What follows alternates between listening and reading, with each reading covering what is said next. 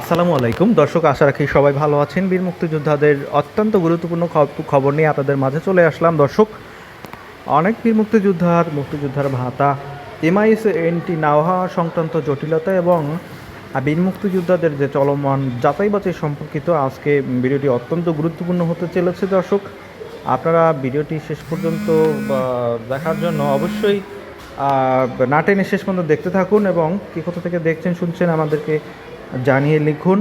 তো দর্শক, মুক্তিযুদ্ধ বিষয়ক মন্ত্রণালয়ের ওয়েবসাইটে নোটিশ প্রকাশিত হয়েছে বেশ কিছুদিন পূর্বে, বেশি না, হয়তো 2-1 সপ্তাহ আগে।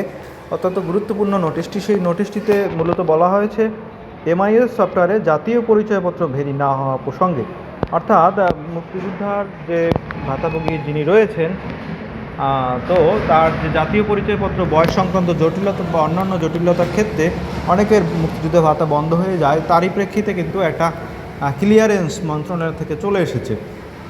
তো 17 জুন 2025 ইংরেজি তারিখ মূলত একটি স্মারকপত্র, একটি স্মারক নম্বর সম্বলিত একটি নোটিশ আমরা দেখতে পাচ্ছি, যেখানে বলা হয়েছে উপযুক্ত বিষয়ের প্রেক্ষিতে জানানো যাচ্ছে যে মুক্তিযুদ্ধ বিষয়ক মন্ত্রণালয়ের তত্ত্বাবধানে বীর মুক্তিযোদ্ধাদের পূর্ণাঙ্গ তথ্য সম্বলিত এমআইএস সফটওয়্যার রয়েছে, যেখানে বীর মুক্তিযোদ্ধাদের এবং প্রযোজ্য ক্ষেত্রে যে ওয়ারিশগণ রয়েছেন প্রমাণক হিসেবে জাতীয় পরিচয়পত্র, ব্যাংক সংক্রান্ত অন্যান্য তথ্যাদি সংরক্ষিত থাকে।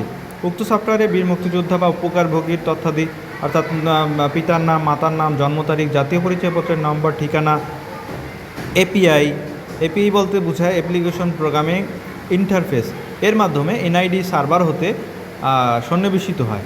বর্ণিত যে এপিআই লিঙ্ক সাময়িকভাবে স্থগিত ছিল, যা বর্তমানে সচল করা হয়েছে। এই নির্দেশনাটি মূলত বাংলাদেশ যে ব্যাংকগুলো যেখান থেকে ভাতা প্রদান করা হয় এবং যে জামুকা যে তাদের টেকনিক্যাল টিমের কাছে এগুলো যেহেতু তারা এগুলি কাজ করে, তাদের জন্য এই বিষয়টি মূলত ক্লিয়ার করা হয়েছে। এবং পরবর্তীতে বলা হয়েছে, আমরা দেখছি যে প্রসঙ্গত উল্লেখ্য যে বীর মুক্তিযোদ্ধাদের বা ওয়ারিশগণের পেরোল প্রস্তুত ও অনুমোদনের জন্য সংশ্লিষ্ট সকল ব্যবস্থাপক, সোনালী ব্যাংক পিএলসি, উপজেলা নির্বাহী কর্মকর্তা ও জেলা প্রশাসকগণকে প্রদত্ত ইউজার আইডি এবং পাসওয়ার্ডের গোপনীয়তা কোনো ক্ষেত্রে রক্ষা করা হয়নি বিধায় জাতীয় তথ্য ভাণ্ডারের নিরাপত্তা বিবেচনায় নির্বাচন কমিশন কর্তৃক এনআইডির তথ্য ভেরিফাই কার্যক্রম স্থগিত করা হয়েছিল। সে প্রেক্ষিতে সূত্রোক্ত সড়কে এমআইএস সিস্টেম ব্যবহারের ক্ষেত্রে সতর্কতা সংক্রান্ত নির্দেশনা প্রদান করা হয়েছে, যা অনুসরণ করা বাঞ্ছনীয়।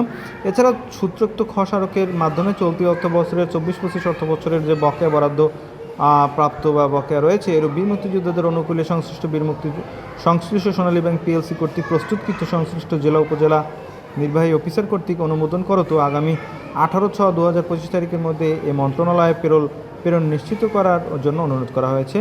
এবং বর্ণিত সময়ের মধ্যে প্রেরণ না করা হলে বীর মুক্তিযুদ্ধ উপকারভোগীর চলতি অর্থ বছরের সম্মানী ভাতা থেকে বঞ্চিত হবেন। এমত অবস্থায় নির্ধারিত সময়ের মধ্যে বীর মুক্তিযোদ্ধা উপকারভোগীর প্রেরণ নিশ্চিতকরণের প্রয়োজনীয় ব্যবস্থা গ্রহণের জন্য নির্দেশক্রমে অনুরোধ করা হলো।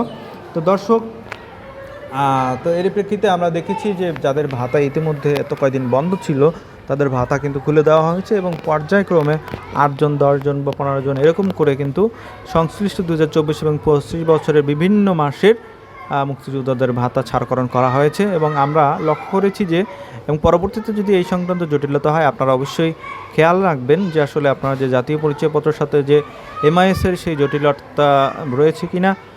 তো দর্শক, এই বিষয়টি ক্লিয়ার করা হয়েছে এই নোটিশের মাধ্যমে। তো সবাই ভালো থাকবেন দর্শক, আল্লাহ হাফেজ, আজকে এই পর্যন্তই।